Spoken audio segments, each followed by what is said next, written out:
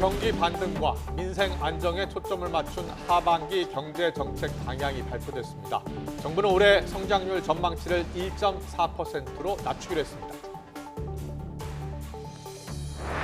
정부가 주택 보유세 부담 완화를 위해 종부세 공정시장가액 비율을 60%로 유지하기로 했습니다. 역전세난 해소를 위해 전세금 반환 목적일 때 대출 한도를 늘려주고 결혼할 때 증여세 공제 한도를 확대하는 방안을 추진합니다. 소비자 물가 상승률이 21개월 만에 2%대에 진입했습니다. 석유류 가격이 내리면서 인플레이션 압력이 크게 떨어진 여파로 풀이됩니다. 지난달 오산에서 음주운전을 하다 6명의 사상자를 낸 뒤 달아났던 20대 운전자의 차량이 경찰에 압수됐습니다. 검경 합동 음주운전 근절 대책 발표 이후 과거 음주운전 전력이 없는 초범의 차량이 압수된 건 이번이 처음입니다.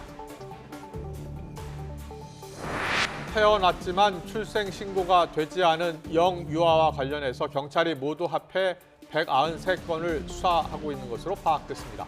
숨진 것으로 확인된 아동은 11명, 소재와 생사가 확인되지 않은 영유아는 178명으로 집계됐습니다. IAEA 최종 보고서 발표를 앞두고 우리 정치권에선 신경전이 고조되고 있습니다.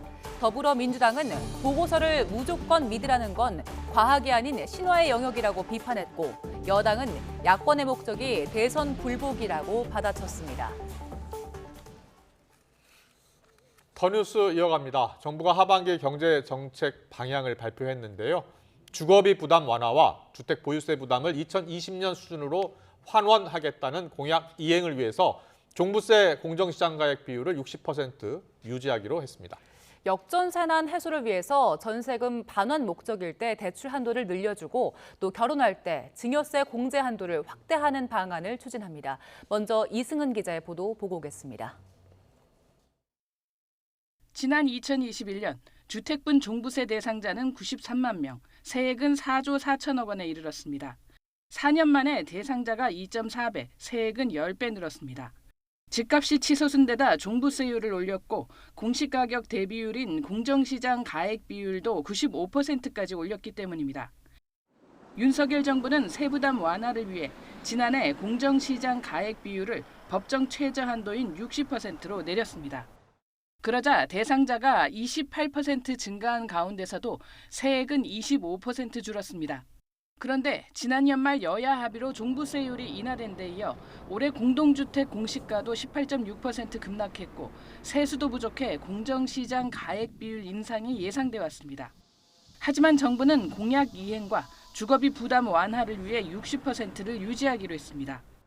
20년대 주택 부분에 있어서의 종부세 징수한 금액이 1.5조입니다.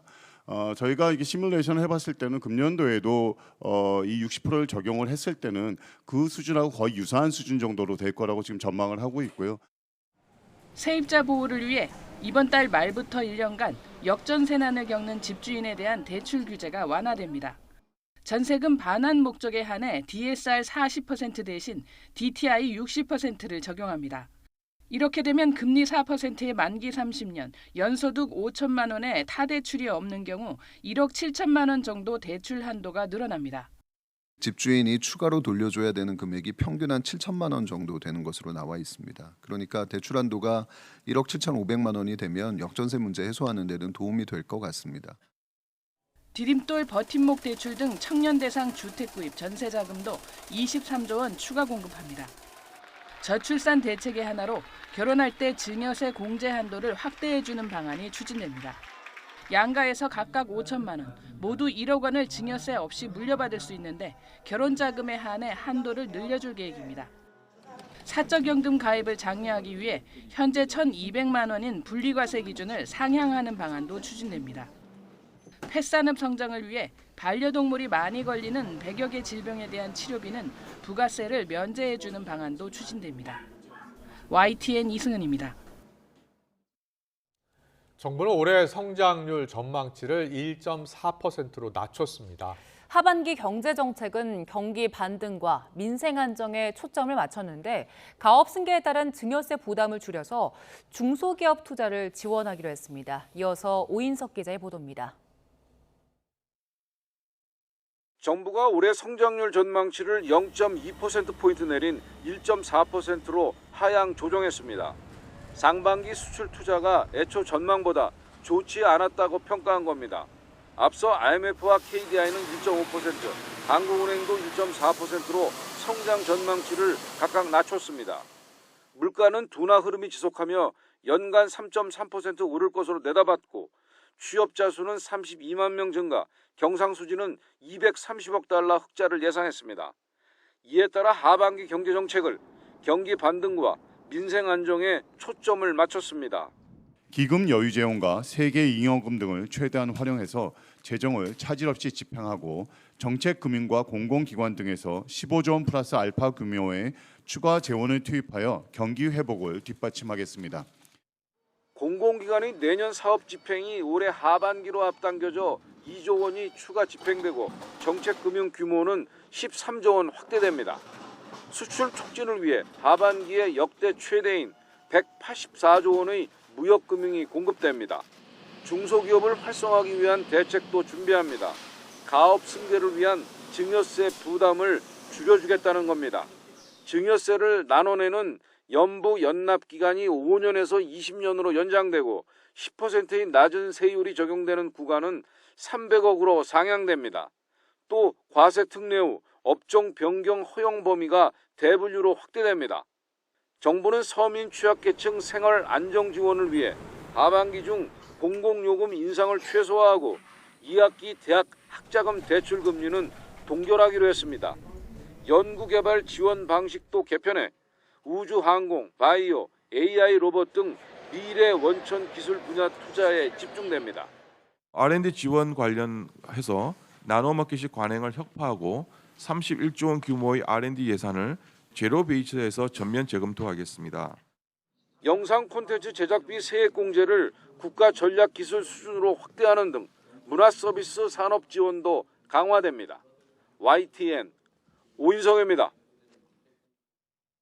소비자 물가 상승률이 21개월 만에 2%대에 진입했습니다. 석유류 가격이 역대폭으로 떨어진 것이 가장 큰 영향을 미쳤습니다. 김지선 기자입니다. 지난 4월 이후 3%대 상승률을 보이던 소비자 물가가 지난달에는 2%대로 둔화했습니다. 2%대 진입은 지난 2021년 9월 이후 21개월 만입니다. 소비자 물가는 올해 1월 5.2%를 기록한 이후 5개월 연속으로 상승률이 하락했습니다. 무엇보다 석유류 가격이 내리면서 인플레이션 압력이 크게 떨어졌습니다. 6월 석유류는 1년 전 같은 달보다 25.4% 하락해 관련 통계가 작성된 1985년 1월 이후 최대 감소폭을 기록했습니다. 휘발유가 23.8%, 경유 32.5%, 자동차용 LPG는 15.3%가 내렸습니다.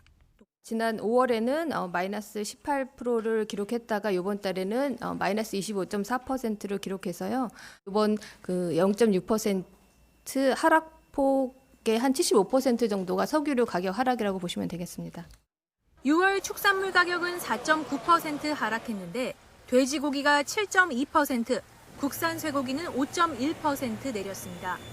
쌀과 밀가루, 과일 등 자주 구매하는 품목 위주로 구성돼 체감 물가에 가까운 생활 물가지수 상승률도 2.3%에 그쳐 27개월 만에 2%대로 둔화했습니다. 물가의 기조적 흐름을 보여주는 근원 물가인 농산물 석유류 제외 지수는 4.1% 올라 지난해 5월 이후 최저치를 기록했습니다. 물가 당국인 한국은행은 소비자 물가가 이번 달까지 둔화 흐름을 이어가겠지만 이후 다시 높아져 연말까지 3% 안팎에서 등락할 것으로 전망했습니다. 정부는 물가 안정 흐름이 이어질 수 있도록 기상 여건 영향과 품목별 가격 수급 동향을 점검해 필요하면 신속히 대응하겠다고 밝혔습니다. YTN 김지선입니다. 장미란 신임 문화체육관광부 2차관이 오늘 정부 세종청사에 처음 출근을 했습니다. 체육계를 위해서 무엇을 했느냐는 민주당 안민석 의원의 비판에 대해선 더 열심히 하겠다고 답했습니다. 직접 들어보겠습니다. 막중한 임무를 맡게 돼서 많이 부담스럽기도 한데 맡겨주신 만큼 또 열심히 해서 또 그 이상으로 최선을 다할 수 있도록 노력하겠습니다. 소식 접하고 내가 더 열심히 해야 되겠다 염려해 주실 만큼 그 이상으로 부응해야겠다라는 생각을 했습니다. 감사합니다. 날씨 알아보겠습니다. 장마전선이 북상하면서 서해안 지역에 강한 비가 집중되고 있습니다. 일부 지역에는 벌써 호우특보가 내려졌는데요. 오후에는 내륙으로 비가 확대하겠고 중부와 호남 지방에는 밤사이 최고 150mm의 호우가 집중될 걸로 보입니다. 취재 기자 연결합니다. 김민경 기자. 네, 김민경입니다. 네, 서울에도 이제 비가 시작된 것 같은데요. 호우특보가 내려진 지역 어디 있습니까? 네, 비가 강하게 집중되고 있는 경기 서부와 충남, 전북 일대에 호우주의보가 내려져 있습니다. 특보 지역은 오전 11시 이후 계속 확대하고 있는데요. 이 지역에는 시간당 30mm 안팎의 강한 비가 집중되고 있어 주의가 필요합니다. 레이더 영상을 보시면 서해상에서 장마전선에 동반된 비구름이 한반도로 유입되고 있는 걸 보실 수 있습니다. 특히 남북으로 길게 띠를 이루듯 이어진 붉은색의 비구름이 경기 서부와 충남, 전북 지역에 영향을 주고 있는데요. 이 때문에 이 지역으로 현재 국지성 호우가 쏟아지고 있습니다. 앞으로 비구름이 깊숙하게 유입되면서 중부와 충청, 호남 내륙에도 강한 비가 확대할 가능성이 있는 만큼 호우 대비 철저히 해주시기 바랍니다.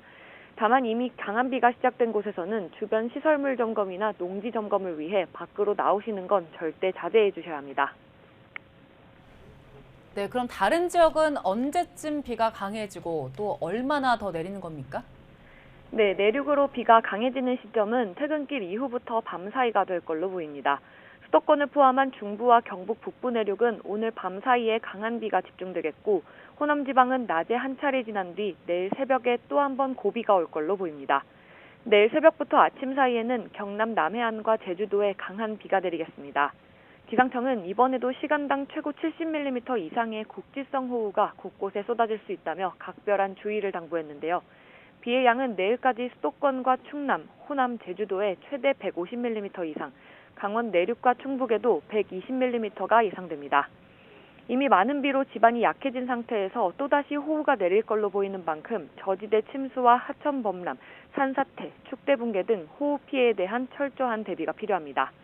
이번 장맛비는 내일 오전까지 이어진 뒤 그치겠고 장마전선은 내일 오후부터 다시 남해안 부근으로 남하할 전망입니다. 지금까지 YTN 김민경입니다.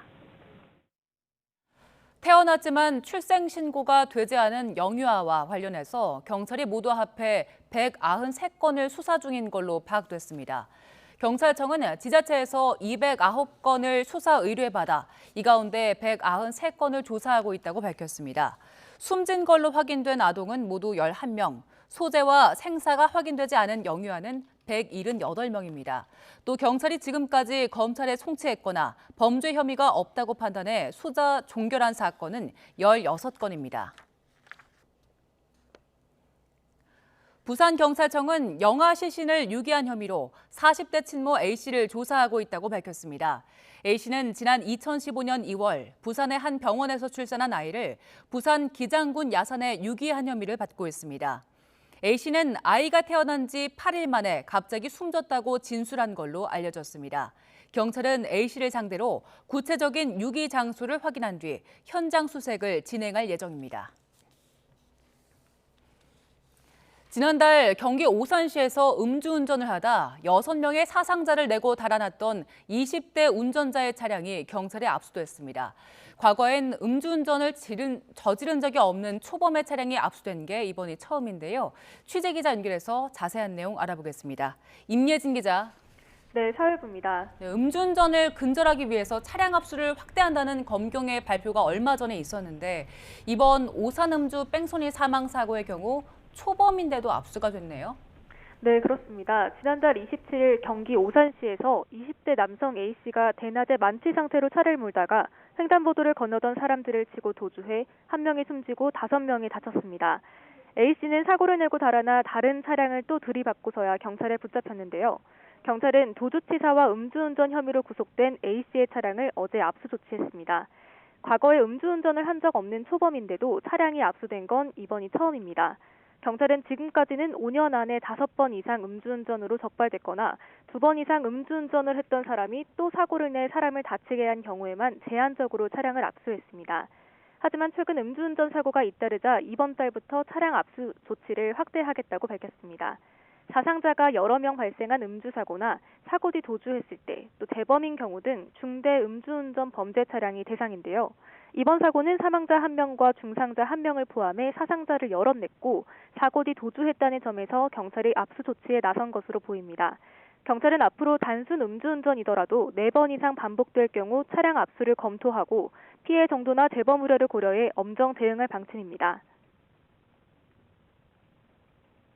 재산권을 박탈하는 효과가 있기 때문에 특히 사회적 비난 가능성이 높은 음주운전자들에 대한 경각심을 일깨우게 되고 재범의 의지를 차단할 수 있는 효과를 발휘하게 되는 것으로.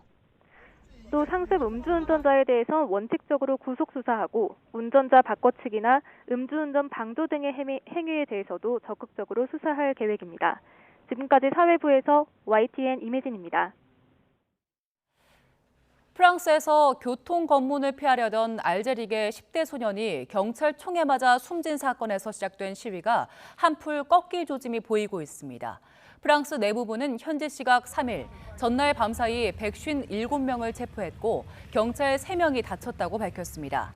시위가 절정에 이르렀던 지난달 30일 1,300여 명, 그 다음 날엔 700여 명이 체포된 것과 비교하면 숫자가 크게 줄었습니다. 지금까지 체포된 인원은 3,354명이고 최소 120명이 수감됐다고 현지 언론이 전했습니다. 멕시코에서 미국으로 육로를 통해 국경을 넘는 불법 이민자들이 뜨거운 햇볕과 척박한 기후 속에 열 관련 질환으로 사망하는 사례가 속출하고 있다고 미 당국이 경고했습니다. 미 국경 순찰대는 올해 상반기 남서부 국경에서 고온에 장시간 노출돼 사망한 이민자 103명을 발견했고 열 관련 질환자 5,091명을 구조했다고 밝혔습니다. 국경 순찰대는 극단적인 더위가 서남부 국경에 계속 영향을 주고 있다며 불법적으로 국경을 넘기 위해 목숨을 걸어서는 안 된다고 당부했습니다. YTN 김영수입니다.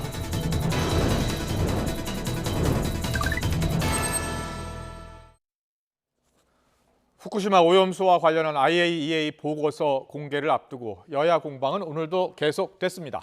여당은 더불어민주당이 궁예의 관시법이라도 익혔느냐며 보고서가 나오기도 전에 무조건 반대한다고 비판을 이어갔고, 야당에서는 일본 정부가 수산물 수입을 압박할 가능성이 높다면서 윤 정부가 수입하지 않는다고 했는데 믿어도 되겠느냐며 압박을 했습니다. 여야 공방 속에 내년 총선을 앞두고 전 정권의 유력 인사들이 최근 언론에 자주 등장하고 있습니다.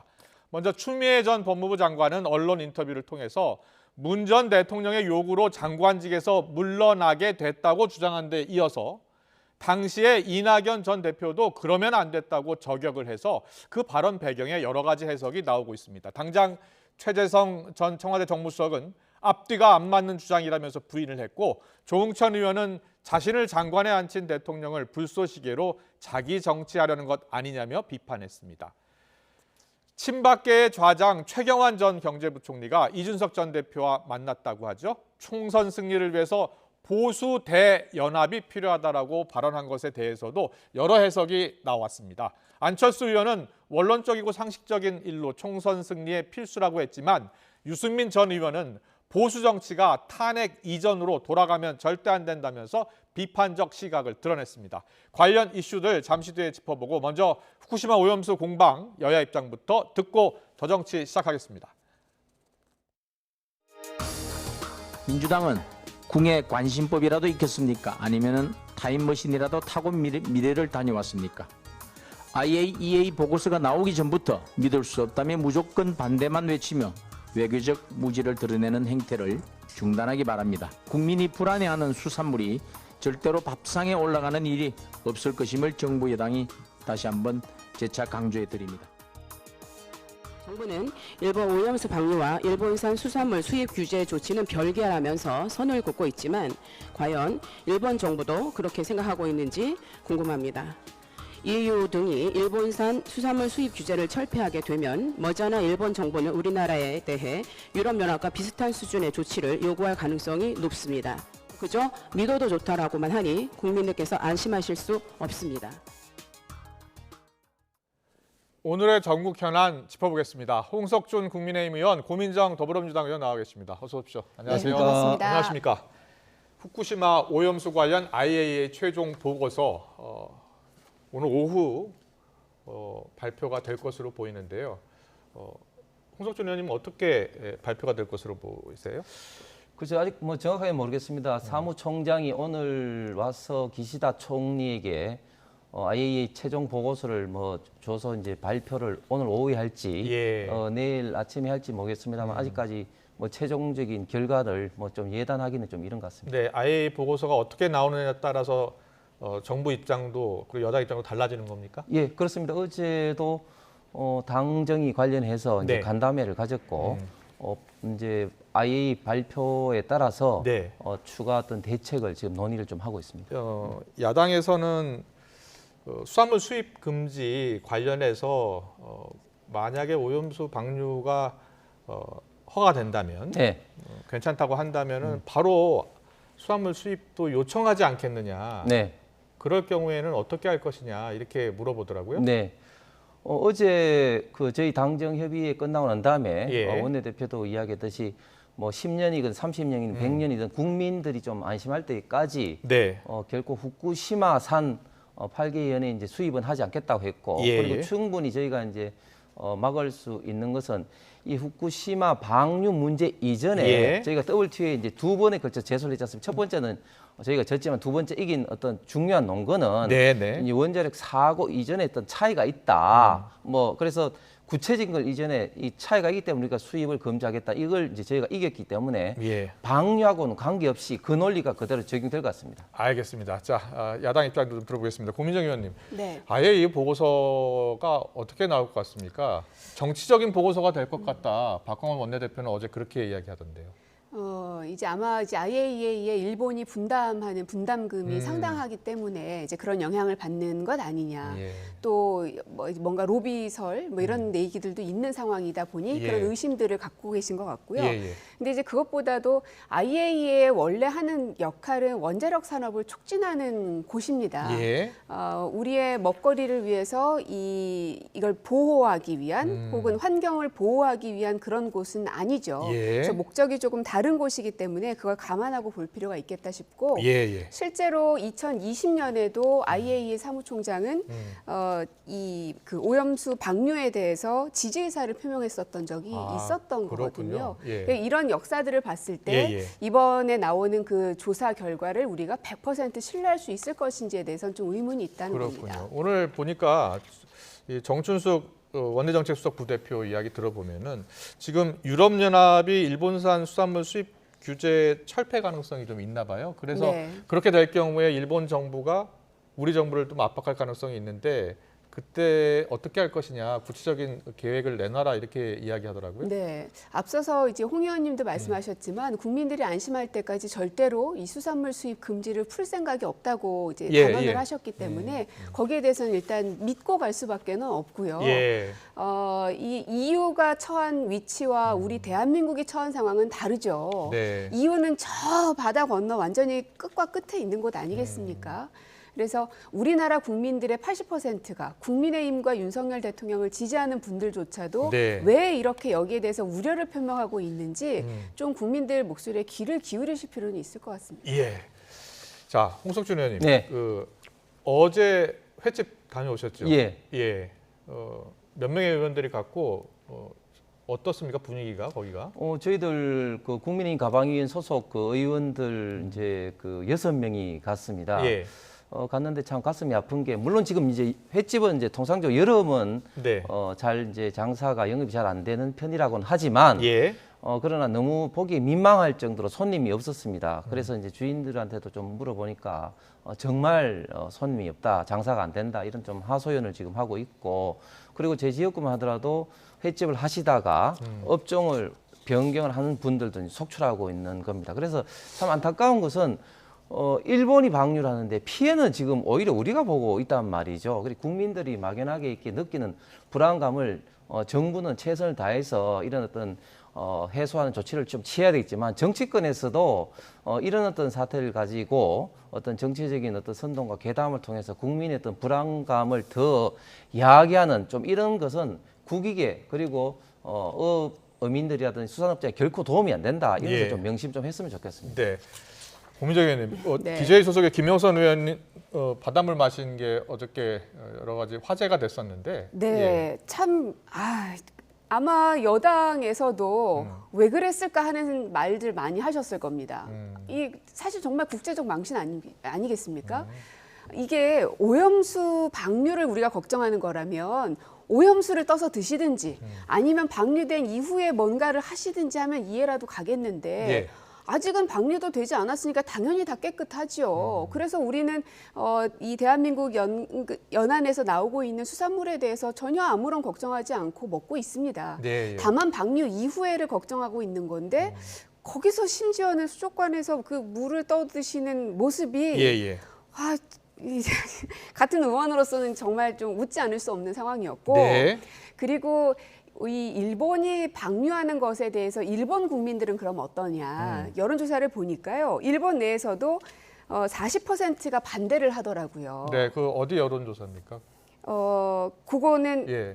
제가 어디 예, 인터넷 통해서 본 그렇습니까? 거라서 확인이 저희가 필요해서 항상 네, 여론조사는 그거는 제가 확인해서 또 말씀을 드릴게요. 일본 내에서도 찬성이 45, 반대가 40% 이렇게 나왔다는 결과를 제가 본 바가 있어서 예.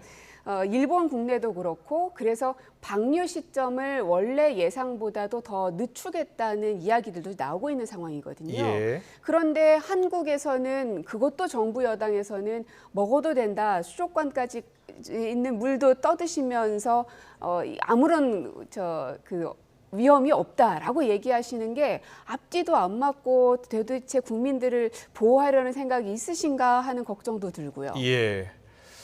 자, 이게 지금 여론조사 이야기가 나와서 그 여론조사를 안에서 확인해 주셔야 됩니다. 지금 고민정 의원님 확인을 못 하시니까 안에서 확인해서 어떤 조사인지 좀 확인을 부탁드리겠습니다. 자, 지금 만약에 지금 이 오염수 관련해서 여당에서는 절대 수입을 하지 않겠다는 거죠. 그 후쿠시마 그렇습니다. 후쿠시마 근처에서 네. 수입되는 수산물은 예, 8개연. 예. 절대 수입하지 않겠다. 계속 일본 정부가 요구해도 이미 그 입장을 일본 정부에 전달을 한 겁니까? 네, 충분히 전달을 했습니다. 예. 알겠습니다. 자, 다음 이슈로 넘어가겠습니다. 추미애 전 법무부 장관 얘기 좀 해보겠습니다.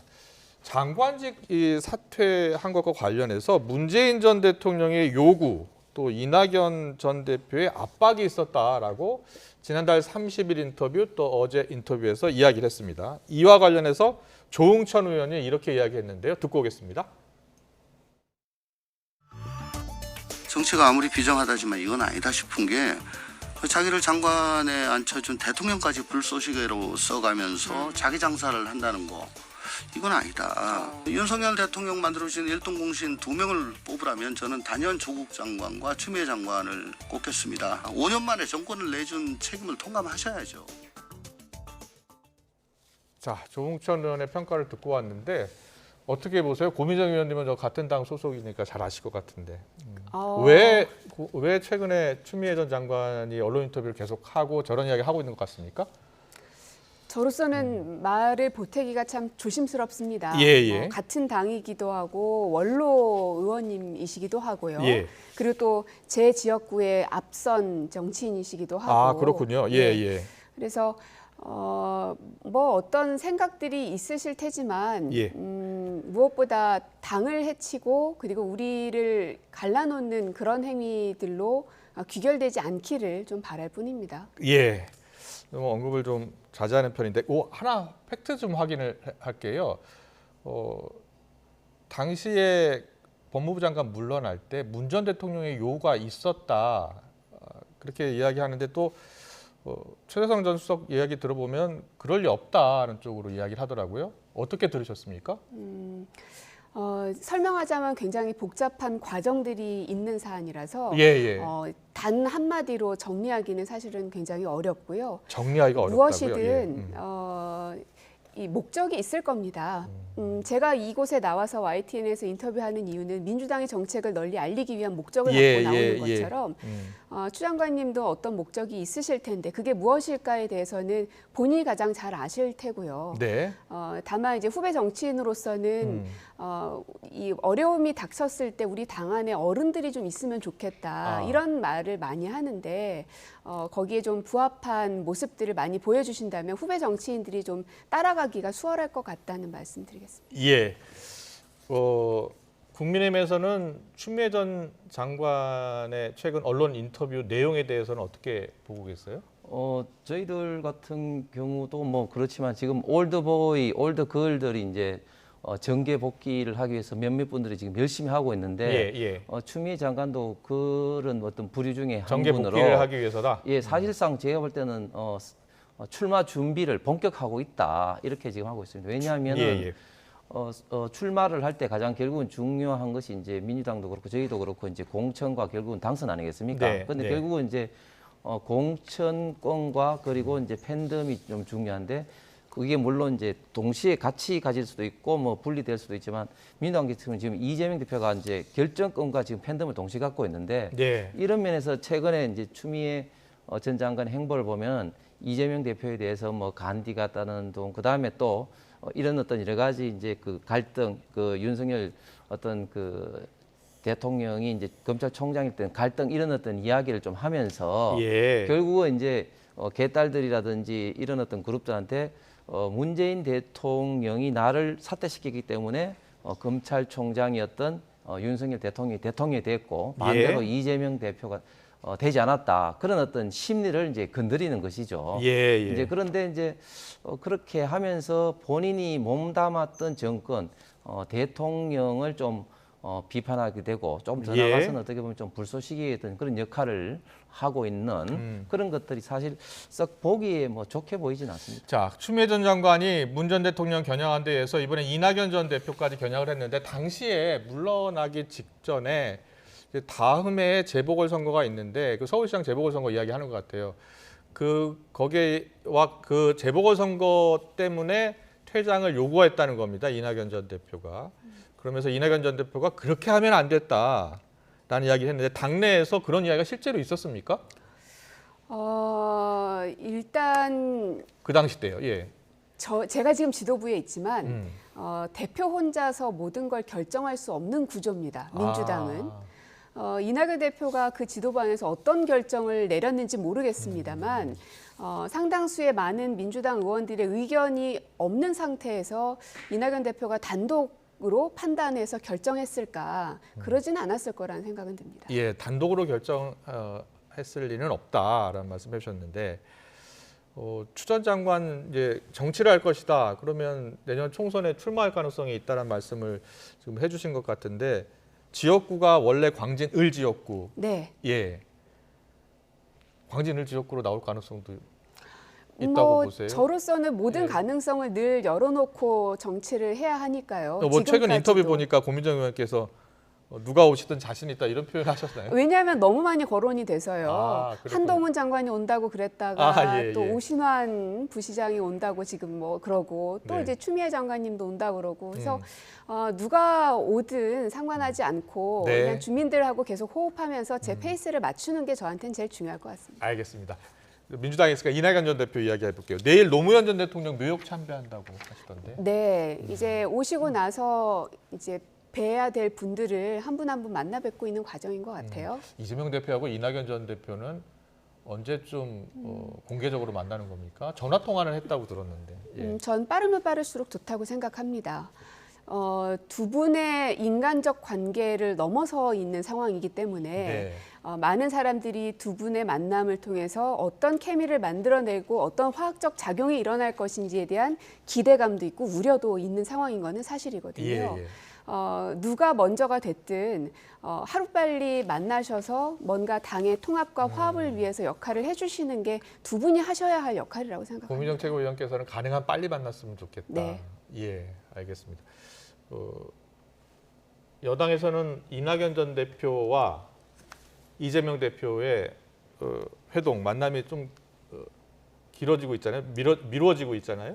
저는 쉽게 못 만들 것 같습니다. 왜요? 왜냐하면 이낙연 대표가 상당히 좀 진중한 분이시고 엄중낙연이라는 별명도 있지만 굉장히 좀 우회적인 표현을 쓰시죠. 직접적인 표현을 잘 안 쓰시는데 이번에는 귀국해서 딱 보니까 굉장히 좀 직설적인 좀 표현을 좀 쓰시면서 어젠가 그저께 이제 광주에 가서 호남에서 이제 민주당에 많이 실망하고 있다. 그리고 이제 도덕성 어떤 문제를 제기하셨는데 그 민주당이라는 그 표현을 썼지만 사실상 이재명 전 대표에 대한 어떤 비판적인 이야기를 좀 했다고 봅니다. 그리고 대표 경선 때 워낙 여러 가지 그 앙금이 지금 현재도 그대로 남아있기 때문에 제가 볼 때는 쉽게 해동이 이루어질까, 그리고 해동이 이루어지더라도 진심 어린 좀 해동은 좀 이루어지기 좀 쉽지 않다. 그리고 지금 현재 그 당내에서는 이미 사실 뭐 헤어질 결심을 해야 되는 거 아니냐 이런 이야기가 지금 민주당에서 벌써 나오고 있지 않습니까? 그런 거 봐서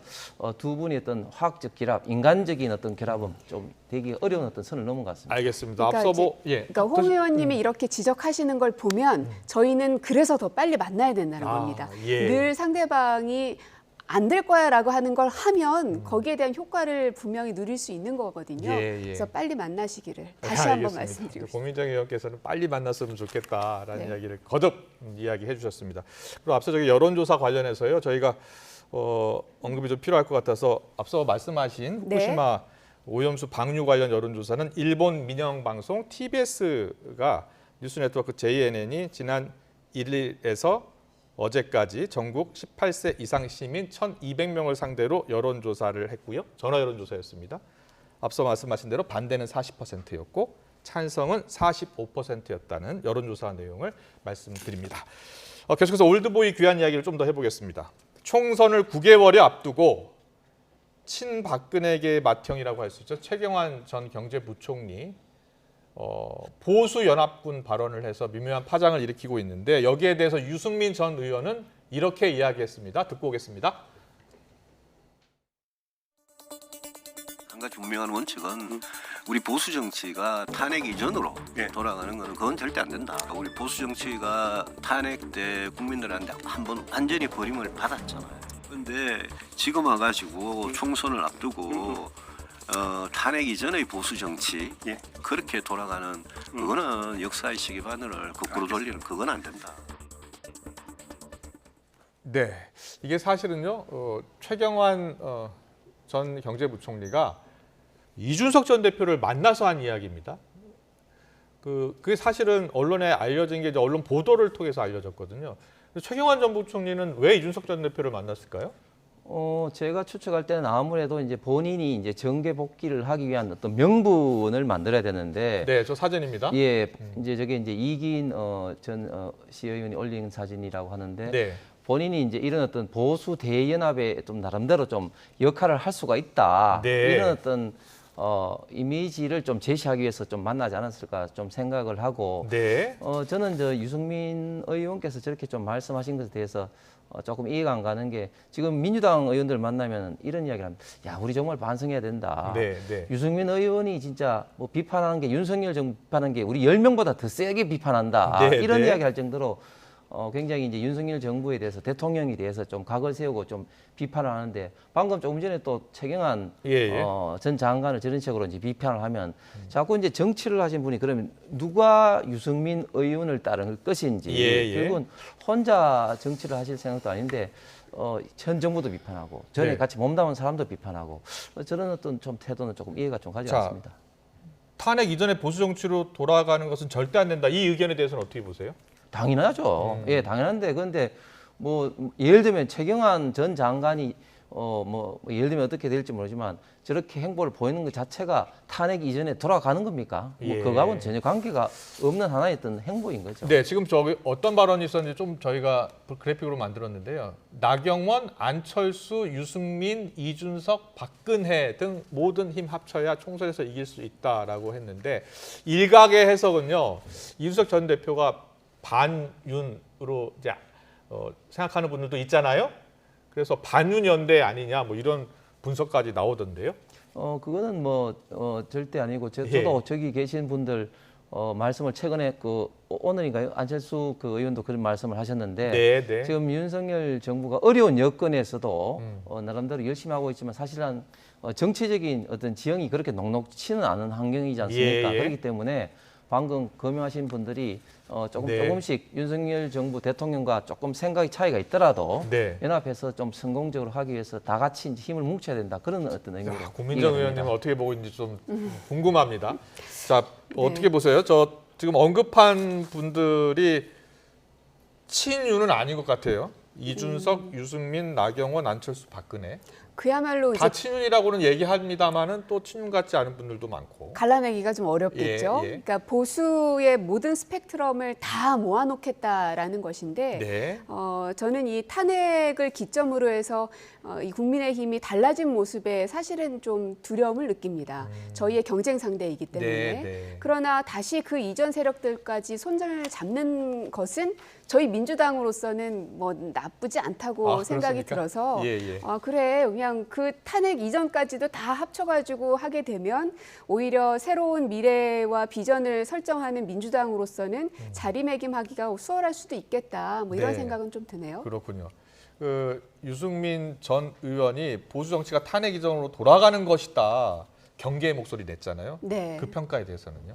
동의가 됩니다. 예. 근데 이제 이런 동의가 된다는 말도 참 조심스러운 게 그러면 유승민 의원은 민주당 사람이냐 막 이런 식으로 자꾸 보시는 것 같아서 저는 뭐 유승민 의원의 모든 것에 대해서 그 궤를 같이 하지는 않습니다만 가끔씩 윤 정부에 대해서 비판하는 목소리를 들어보면 윤석열 대통령이 그 말 중에 몇 가지만이라도 수용을 했더라면 훨씬 국정 지지율은 높았을 텐데 하는 안타까움이 좀 듭니다. 합리적인 얘기에 대해서는 받아들일 수 있어야 되는데 본인하고 같이 가지 않는 사람은 무조건 내치는 모습들, 마이너스 정치를 하고 계시는 거거든요.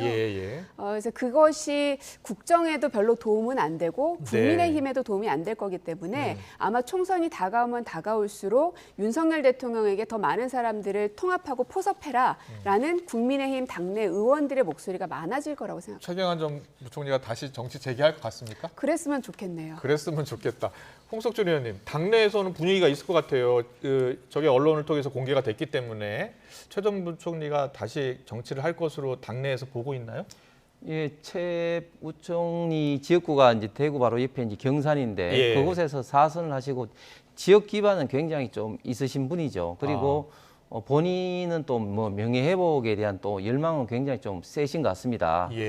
그럼에도 불구하고 또 당 내에서는 또 탄핵 이전에 어떤 그런 부정적인 또 이미지도 분명히 좀 많기 때문에 당 내에서 그렇게 공천까지 가는 길이 쉽게 보이진 않습니다. 그렇게 보고 있군요. 네, 알겠습니다. 네, 오늘 정치권 이슈 다양하게 짚어봤는데요. 여기까지 듣겠습니다. 홍석준 국민의힘 의원, 고민정 더불어민주당 의원과 함께했습니다. 잘 들었습니다. 고맙습니다. 네, 고맙습니다. 감사합니다.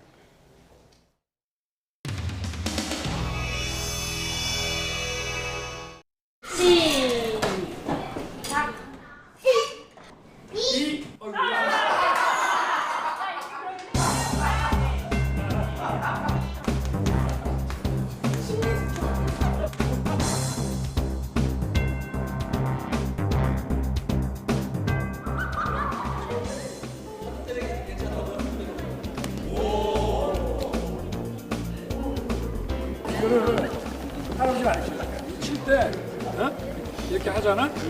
몸이 같이 움직이면 안 되고 머리는 뒤에 남겨놓고 이렇게 쳐야 돼. 그래야 또 가까이 와서.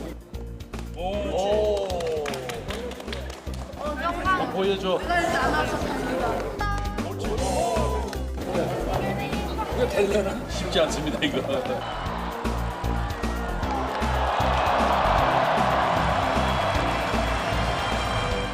쉽지 않습니다 이거.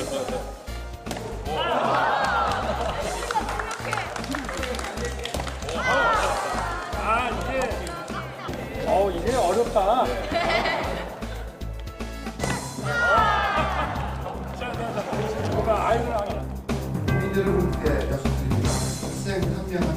교육부는 내일부터 사교육 이권 카르텔 2주간 집중 신고 기간을 운영할 계획입니다. 그것이 그야말로 킬러 문항이 그런 역할을 하고 있고 더구나 그런 역할이라는 게 일종의 카르텔이 형성되어 있다 그런 말이에요. 총리님께서 직접 좀 더 피실 생각이신 것 같아 관리를 하시거나 지금 이제 사실 킬러 문항 찾아내가지고 알고 보니 대통령이 이권 카르텔의 중심 아닌가. 정부 여당의 킬러 문항 배제 방침 발표 이후 입시학원 등지에서 서울대, 의대를 목표로 하는 반수 문의가 훨씬 증가한 것으로 알려졌습니다.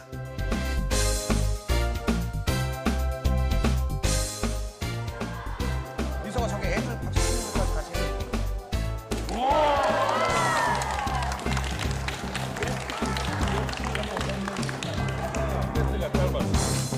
생각하겠습니다.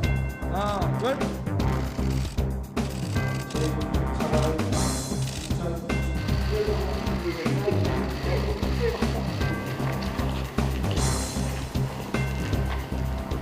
대통령 윤석열.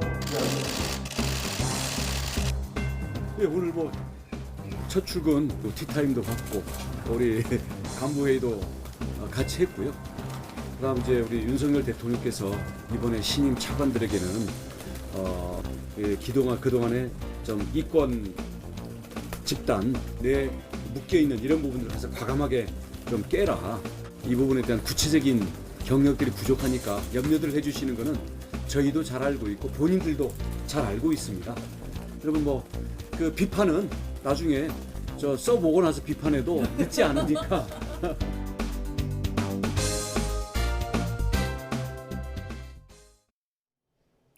서쪽 지방을 중심으로 장맛비가 내리고 있습니다. 특히 화면에서 붉은색으로 보이는 지역, 그 중에서도 충남 태안과 전북 익산에는 시간당 20mm 정도의 강한 비가 내리고 있는데요. 낮까지는 서해안을 중심으로 강한 비가 집중되겠지만 오늘 밤부터는 중서부와 경북 북부에, 내일 새벽부터는 호남과 경남 남해안, 제주도에도 시간당 30에서 더 강한 곳은 70mm 이상의 물폭탄이 떨어지겠습니다. 이에 따라 중부 서해안과 전북 서해안에 내려져 있는 호우주의보가 밤사이 그 밖에 중서부와 호남, 경북 북부와 제주도로 확대하겠습니다. 취약 시간대에 강한 비가 집중되면서 피해가 발생할 가능성이 매우 높습니다. 계속해서 대비 철저히 해주시기 바랍니다. 비는 내일 오전에 대부분 그치겠고 오전까지 수도권과 충남, 호남과 제주도에 150mm 이상, 영서와 충북에도 120mm가 넘는 폭우가 쏟아지겠습니다. 내일 낮에는 비가 그치면서 다시 기온이 크게 오르겠습니다. 서울 30도, 대전 30도, 광주도 30도, 대구 33도까지 오르겠습니다. 당분간 30도 안팎의 무더위가 계속되는 가운데 금요일에는 남부와 제주도에, 토요일에는 충청 이남에 또다시 장맛비가 내릴 전망입니다. 날씨 정보였습니다.